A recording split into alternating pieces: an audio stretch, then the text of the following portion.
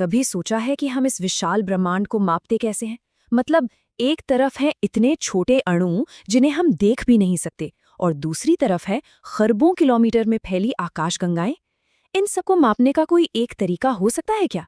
चलिए आज माप की इसी अनोखी दुनिया को थोड़ा और करीब से समझते हैं। जरा सोचिए, अगर आपका 1 मीटर मेरे 1 मीटर से अलग होता तो क्या होता? क्या कोई पुल बन पाता या हवाई जहाज? अरे हमारा स्मार्टफोन तक नहीं बन पाता। हमारी आज की कहानी बस इसी सवाल से शुरू होती है। चलिए थोड़ा पीछे चलते हैं, एक ऐसे समय में जब कोई एक ग्लोबल स्टैंडर्ड नहीं था। एक ऐसी दुनिया जहां हर शहर, हर देश का अपना अपना पैमाना था। मतलब हर तरफ कन्फ्यूजन ही कन्फ्यूजन था। और ये सिर्फ एक छोटी मोटी दिक्कत नहीं थी, ये साइंस और बिजनेस की तरक्की के रास्ते में एक बहुत बड़ी रुकावट थी। सीधी सी बात है, जब बात करने की कोई कॉमन भाषा ही ना हो तो नए आइडियाज और व्यापार भला कैसे आगे बढ़ेंगे? तो इस कन्फ्यूजन को खत्म करने के लिए मानकीकरण यानी स्टैंडर्डाइजेशन की शुरुआती कोशिशें हुई।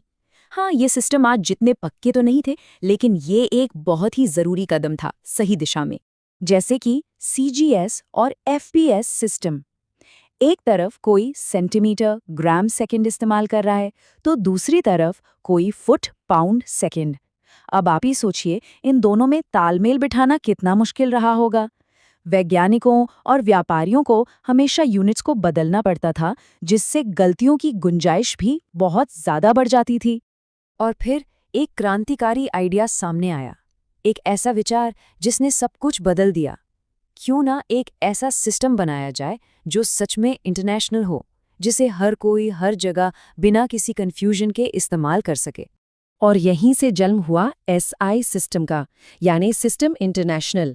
आप इसे विज्ञान की या यूं कहें कि माप की मॉडर्न यूनिवर्सल भाषा मान सकते हैं। यही वो नींव है जिस पर हमारी आज की पूरी टेक्नोलॉजी की दुनिया टिकी हुई है। तो इस ग्लोबल लैंग्वेज की नींव क्या है? इसका जवाब आपको शायद हैरान कर दे, क्योंकि ये बहुत ही सिंपल है। इसे ऐसे समझिए जैसे ये हमारी असली दुनिया की वर्णमाला हो। जैसे हिंदी वर्णमाला के कुछ अक्षरों से लाखों शब्द बन जाते हैं, ठीक वैसे ही इन सिर्फ 7 बेसिक यूनिट से हम ब्रह्मांड में मौजूद किसी भी चीज को माप सकते हैं। है ना कमाल की बात? तो ये है वो 7 ही लो, वो 7 मूल मात्रक। देखिए, लंबाई के लिए मीटर, वजन के लिए किलोग्राम और समय के लिए सेकंड। ये तो हम सब जानते ही हैं। पर इनके अलावा भी कुछ है, जैसे बिजली के करंट के लिए एम्पियर, तापमान के लिए केल्विन और केमिस्ट्री में इस्तेमाल होने वाला मोल, जो पदार्थ की मात्रा बताता है। और आखिर ने रोशनी की चमक मापने के लिए कैंडला। बस यही 7। सोचिए जरा, पूरी की पूरी फिजिकल दुनिया को सिर्फ इन 7 यूनिट्स में समेटा जा सकता है। ठीक है, तो अब हमारे पास हमारी वर्णमाला के 7 अक्षर तो आ गए हैं। तो चलिए अब देखते हैं कि इन अक्षरों से शब्द कैसे बनाए जाते हैं, मतलब और भी कॉम्प्लेक्स चीजों को कैसे मापा जाता है। तो इन कॉम्बिनेशंस को हम एक नाम देते हैं व्युत्पन्न मात्रक या डिराइव्ड यूनिट्स। ये कोई नई या अलग यूनिट्स नहीं है, बल्कि ये बस उन्हीं 7 बेसिक यूनिट्स का एक मिला जुला रूप है। अच्छा, तो अब एक सवाल मन में आता है, स्पीड का क्या? वो तो उन 7 यूनिट्स की लिस्ट में कहीं थी ही नहीं, तो फिर उसे कैसे मापते हैं? इसका जवाब बहुत आसान है, हम बस बेसिक यूनिट्स को मिला देते हैं। आखिर स्पीड होती क्या है? एक तय दूरी और उसमें लगा हुआ समय, बस। तो हम लंबाई के मीटर को लेते हैं और उसे समय के सेकंड से डिवाइड कर देते हैं और बन गया मीटर प्रति सेकंड। देखा कितना सिंपल है। यही है एक डिराइव्ड यूनिट।